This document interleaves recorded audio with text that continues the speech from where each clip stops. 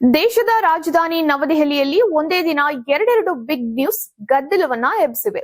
ಒಂದು ಕಡೆ ರಾಷ್ಟ್ರ ರಾಜಕಾರಣದಲ್ಲಿ ಭಾರಿ ಸಂಚಲನವನ್ನ ಮೂಡಿಸಿರುವಂತಹ ಪವಾರ್ ಹಾಗೂ ಮೋದಿ ಭೇಟಿ, ಇನ್ನೊಂದು ಕಡೆ ದೆಹಲಿ ಬೀದಿಗಳಲ್ಲಿ ಪ್ರತಿಭಟನೆಯ ಬಿಸಿ. ಎನ್ಸಿಪಿ ಎನ್ಡಿಎಗೆ ಬೆಂಬಲ ಕೊಡುತ್ತಾ ಅನ್ನೋ ಮಿಂಚಿನ ಚರ್ಚೆಯ ನಡುವೆಯೇ ಶರದ್ ಪವಾರ್ ಹಾಗೂ ಸುಪ್ರಿಯಾ ಸುಳೆ ಪ್ರಧಾನಿ ಮೋದಿ ಅವರನ್ನ ಭೇಟಿಯಾಗಲಿದ್ದಾರೆ.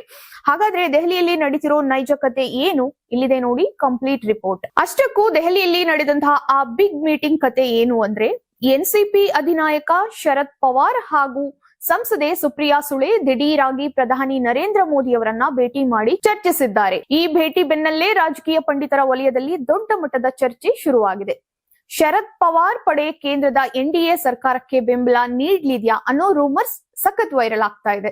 ಮಹಾರಾಷ್ಟ್ರ ರಾಜಕಾರಣದಲ್ಲಷ್ಟೇ ಅಲ್ಲ, ದೆಹಲಿ ಮಟ್ಟದಲ್ಲೂ ಈ ಮೀಟಿಂಗ್ ಈಗ ಹಾಟ್ ಟಾಪಿಕ್. ಇತ್ತ ರಾಜಕೀಯ ಲೆಕ್ಕಾಚಾರ ಒಂದು ಕಡೆಯಾದ್ರೆ, ಇನ್ನೊಂದು ಕಡೆ ದೆಹಲಿಯ ಸಾಮಾನ್ಯ ಜನರಿಗೆ ಮೆಟ್ರೋ ಶಾಕ್ ಸಿಕ್ಕಿದೆ.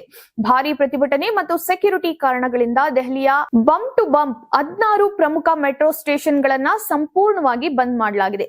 ಮುಖ್ಯವಾಗಿ ಮಂಡಿ ಹೌಸ್, ಐಟಿಒ ಮತ್ತೆ ದೆಹಲಿ ಗೇಟ್ ನಂತಹ ಜಂಕ್ಷನ್ ಗಳಲ್ಲಿ ಮೆಟ್ರೋ ಗೇಟ್ ಗಳಿಗೆ ಬೀಗ ಬಿದ್ದಿದೆ. ಸಿಜೆಪಿ ಸಂಘಟನೆಯ ಬೃಹತ್ ಪ್ರತಿಭಟನೆಯಿಂದಾಗಿ ರಾಜಧಾನಿಯಲ್ಲಿ ಹೈ ಅಲರ್ಟ್ ಘೋಷಿಸಲಾಗಿದೆ. ಆದ್ರೆ ಈ ಬಿಕ್ಕಟ್ಟನ್ನ ಶಮನಗೊಳಿಸಲು ಕೇಂದ್ರ ಸರ್ಕಾರ ಕೂಡ ರಂಗಕ್ಕಿಳಿದಿದೆ ಎನ್ನುವ ಮಾತುಗಳು ಕೇಳಿ ಬರ್ತಾ ಇದ್ದು, ಇವತ್ತು ಮಧ್ಯಾಹ್ನ 12 ಗಂಟೆಗೆ ಕೇಂದ್ರ ಸರ್ಕಾರದ ಉನ್ನತ ಪ್ರತಿನಿಧಿಗಳು ಹಾಗೂ ಸಿಜೆಪಿ ನಿಯೋಗದ ನಡುವೆ ಪ್ರಮುಖ ಸಭೆ ನಡೆಯಲಿದೆ. ಈ ಚರ್ಚೆಯಲ್ಲಿ ಸಿಜೆಪಿ ಬೇಡಿಕೆಗಳಿಗೆ ಸರ್ಕಾರ ಒಪ್ಪಿಕೊಳ್ಳುತ್ತಾ, ಪ್ರತಿಭಟನೆ ತಣ್ಣಗಾಗುತ್ತಾ, ಅಥವಾ ಪವಾರ್ ಮೋದಿ ಭೇಟಿಯಿಂದ ರಾಜಕೀಯದಲ್ಲಿ ಹೊಸ ಮೈತ್ರಿ ಸೃಷ್ಟಿಯಾಗತ್ತಾ ಅನ್ನುವಂಥದ್ದನ್ನ ಕಾದು ನೋಡ್ಬೇಕಾಗಿದೆ.